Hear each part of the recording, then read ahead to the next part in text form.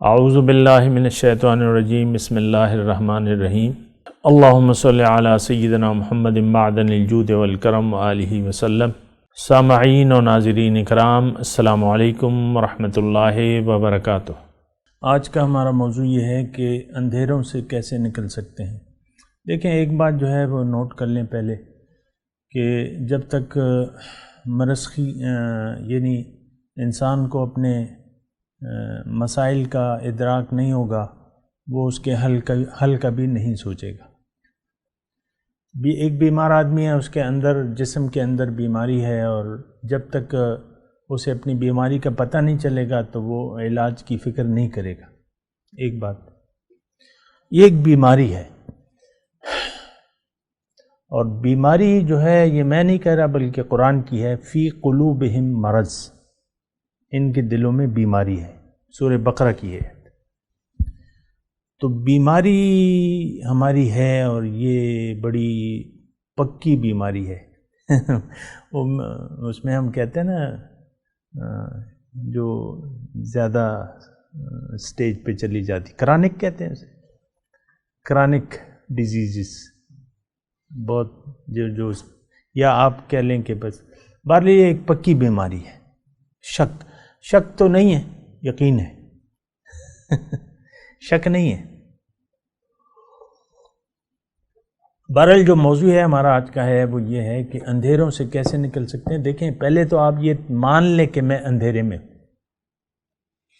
آپ کہتے ہیں، ہم لوگ کہتے ہیں کہ ہم روشنی میں ہیں۔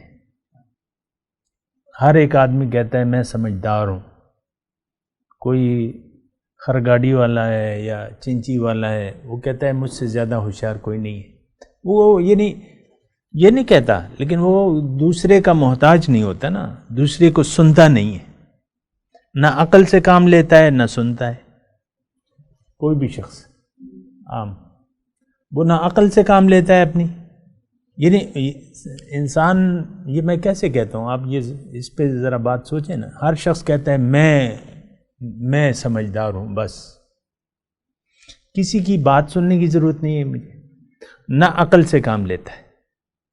اچھا، اس میں ایک مزے کی بات اللہ تعالیٰ نے فرمائی ہے کہ دوزخ کے کنارے جب دوزخی کھڑے کیے جائیں گے، وہ ایک افسوس کریں گے۔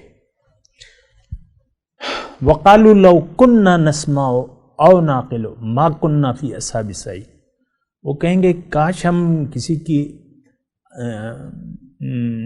یعنی عقل سے کام لیتے۔ یہ دیکھیں، اس میں سوال ہے، آج کے جو موضوع ہے کہ اندھیروں سے کیسے نکل سکتے ہیں، یہ قرآن کی جو آیت ہے، اس میں سوال، اس کا جواب ہے، یعنی دوزخ اندھیروں سے کیسے نکل سکتے ہیں، یا اس کا موضوع اگر ہم کنورٹ کر دیں تو دوزخ سے بچ کیسے سکتے ہیں۔ دوزخ تو ہے نا، دیکھیں جنت کی اگر آپ نے کوشش نہیں کی تو آپ دوزخ میں جائیں گے۔ دوزخ کے لیے کسی کوشش کی ضرورت نہیں ہے، یہ اپنی مرضی کے مطابق زندگی گزاریں انسان۔ قرآن کہتا ہے دوزخ یہ جو اپنی رائے سے، اپنی مرضی سے، اپنے خیال سے زندگی گزارتا ہے، اللہ تعالیٰ فرماتا ہے کہ یہ دوزخی ہے۔ وہ آیت کا ترجمہ میں کر رہا ہوں آپ کو۔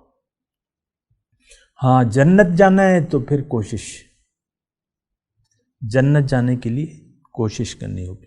یہ قرآن کا مضمون ہے، سنا بھی چکا ہوں، لیکن جو آیت میں آپ کو سنا رہا ہوں وہ یہ ہے کہ اندھیروں سے کیسے نکل سکتے ہیں، یا اسی بات کو ہم اگر دوسرے موضوع میں کنورٹ کریں کہ ہم دوزخ سے کیسے بچ سکتے ہیں، تو یہ بات بھی قرآن میں لکھی ہوئی ہے۔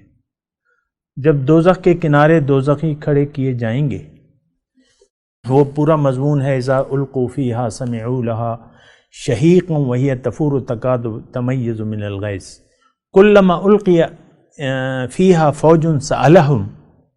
جب وہ یعنی آیت کا میں ترجمہ کہہ رہا ہوں، اس میں جب ایک گروہ کو جھونکا جائے گا دوزخ میں، تو دوزخ کے کنارے جو داروغہ ہیں ان سے پوچھیں گے کہ الم یأتکم نذیر، تمہیں کوئی خبردار کرنے والا نہیں آیا تھا اس جگہ سے؟ کسی نے خبردار نہیں کیا تھا دنیا میں؟ تو وہ کہیں گے آیا تو تھا۔ ہم تو یہ نہیں کہہ سکتے اس وقت، ہم یہ نہیں کہہ سکتے کہ کوئی ہمیں خبرداری، ہمیں تو پتہ ہی نہیں، عام طور پہ تو ہمیں تو پتہ ہی نہیں ہے کچھ، یعنی یہ کیفیت ہے ہماری عوامی کہ ہمیں تو کسی چیز کا پتہ ہی نہیں، دین کیا ہے، کلمہ کیا ہے، رسول توحید کیا ہے، رسالت کیا ہے، آخرت کیا ہے، اس بات کا کچھ پتہ ہے ہمیں؟ نہیں، کچھ پتہ نہیں، نہ ہم معلوم کرنا چاہتے ہیں، اللہ کا زان ما خبر ہو کنی، ایسا ایک وہ بھی ہے نا، جب مسائل دل تراشی، یا آپ زیادہ اپنے آپ کو باخبر مت کرو، یہ ایک ہمارا ہے، یعنی ایک رویہ ہے قومی کہ ہم اپنے آپ کو یعنی جاننا بھی نہیں چاہتے، جانتے بھی نہیں ہیں اور جاننا بھی نہیں چاہتے، یہ قومی رویہ ہے، انفرادی طور پہ بھی اور قومی طور پہ بھی۔ بچہ تو چھوڑ دیں، جوان ہو یا بوڑھا ہو، وہ نہ جانتا ہے نہ جاننا چاہتا ہے، اس پہ آپ غور کریں۔ اس کی وجہ کیا ہے؟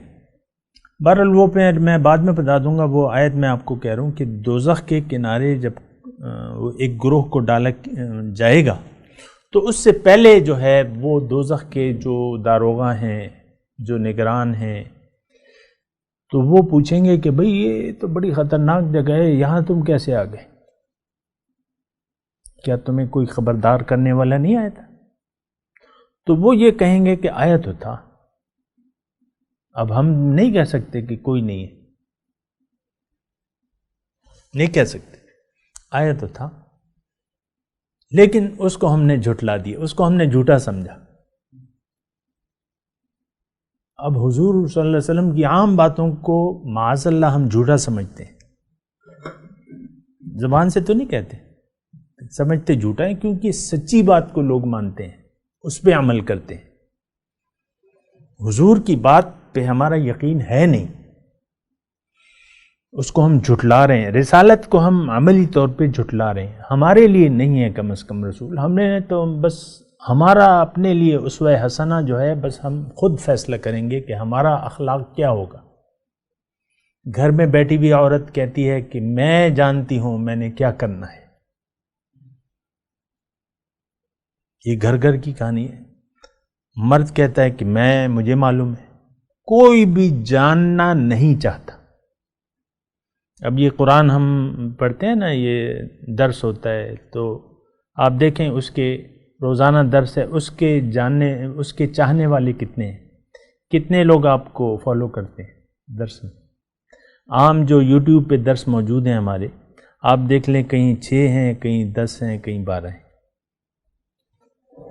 اور کوئی اگر ڈھول تماشا ہو جائے تو بس۔ ابھی رات ہی کو میں ایک کلپ دیکھ رہا تھا، ایک ٹینٹ لگا ہوا تھا اور کوئی گانے بجانے والے بیٹھے ہوئے تھے، بہت سے لوگ بیٹھے ہوئے تھے، تالیاں بجا رہے تھے اور محفل موسیقی سجی ہوئی تھی، اور خوب وہاں سے تو پھر ہلنے کا نام لے لیتے تھے، اور یہاں آ کے بور ہونے لگتے ہیں۔ قرآن جب کھولتے ہیں تو بور ہونے لگتے ہیں۔ قرآن ایک تو یہ ہے، آپ اس بات سے اندازہ لگائیں کہ قرآن کو تو ہم سمجھنے ہی نہیں چاہتے، یہ قومی رویہ ہے ہمارا۔ آپ دیکھ لیں ناظرہ، بہت وہ کیا ناظرہ، نہ خود جاننا چاہتے ہیں، نہ اپنے بچوں کو اس کو سمجھانا چاہتے ہیں، یہ تو پھر مولوی بن جائے گا۔ بھائی میں تو اپنے بچوں کو مولوی نہیں بناؤں گا، یعنی ایک بات ہے، مولوی کا مطلب کیا کہ دین کی سمجھ اس کو نہیں آنی چاہیے، ہاں دنیا کے بارے میں اس کو سمجھنا چاہیے، دنیا کی تعلیم اور سارا کچھ، اس کو بڑا اونچا، اس کو ڈگری لینی چاہیے، پڑھنا چاہیے، پھر آپ پیسے بھی خرچ کرتے ہیں۔ قرآن کے نزدیک نہ آپ کا بچہ، بظاہر ہے کہ بچہ تو اسی ماحول میں رہتا ہے، تو وہ تو وہ بھی قرآن نہیں جاننا چاہتا، سمجھتے ہی نہیں کہ قرآن ہے کیا چیز۔ نہ ہم سمجھتے ہیں کہ قرآن کیا چیز ہے۔ قرآن وہ چیز ہے جو آپ کو، جس کو آپ اگر مضبوطی سے پکڑ لیں تو یہ آپ کو پھر چھوڑے گا نہیں۔ قرآن آپ کے لیے شفاعت کرے گا، دلیل بنے گا، حدیث کا مفہوم ہے۔ اے میرے رب، یہ یعنی وہ قرآن آپ کے لیے پھر لڑے گا کہ یہ تو میرا فالوور ہے، اس کو تو جنت میں جانا ہے، حدیث کا مفہوم میں بیان کریں. تو بہرحال بات یہ ہے کہ سوچنا اور سمجھنا ہوگا، اور اگلی نشست میں انشاءاللہ تھوڑی سی اور بات کر لیں گے. وآخر دعوانا ان الحمد للہ رب العالمین. مولاي صل وسلم دائما ابدا على حبيبك خير الخلق كلهم